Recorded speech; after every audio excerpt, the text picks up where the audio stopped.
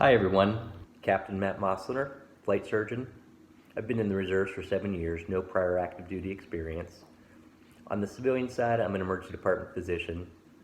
I work in a busy high acuity emergency department in the St. Louis region. I recently had the experience to deploy to Al Udeid Air Base from September 2018 to January 2019. I was attached to a C-130 squadron. I had a great experience practicing flight medicine, learning and practicing aeromedical evacuation, and also seeing a lot of operational and tactical day-to-day work done by the C-130 squadron.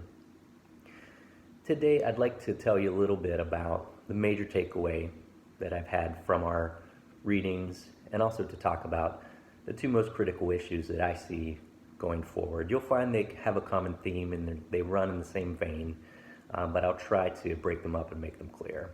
So the key takeaway point that I found when thinking about air power, national security, warfare, joint operations, is that it's much more complex than I thought it was. In the section titled Air Power in a Volatile World, we're introduced to this concept of VUCA, V-U-C-A, which stands for volatility, uncertainty, complexity, and ambiguity.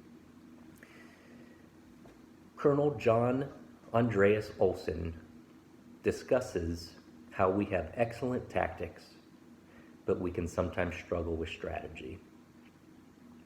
And that's because of the concept of VUCA. This concept of VUCA corresponds closely with the writings of Clausewitz.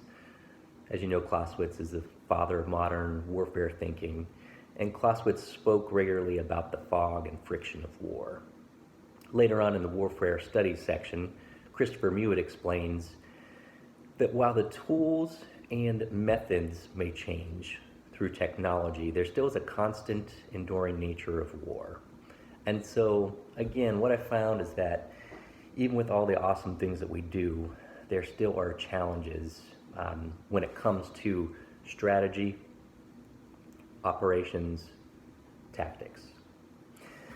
So the two most critical issues that I wanted to address, number one is remembering the strengths but also acknowledging the limitations of air power.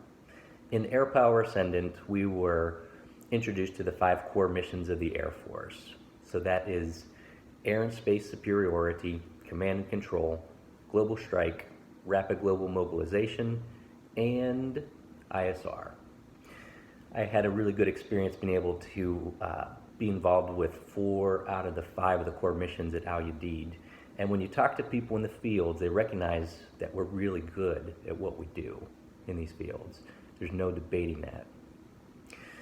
But the challenge is understanding the limitations of what we can do. Even back in 2004, Robert Pape had wrote The True Worth of Air Power. And at that time, early on in the Long Wars, early on in 2004, he predicted that precision munitions would not bring about the victories that we thought that they would.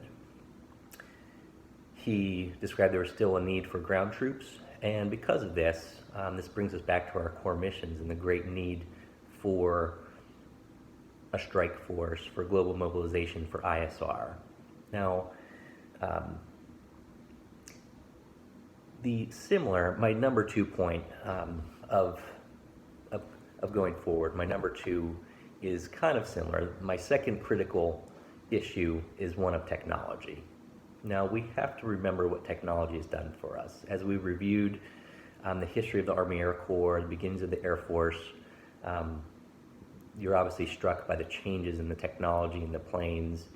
And so technology is a must. It needs to be pursued.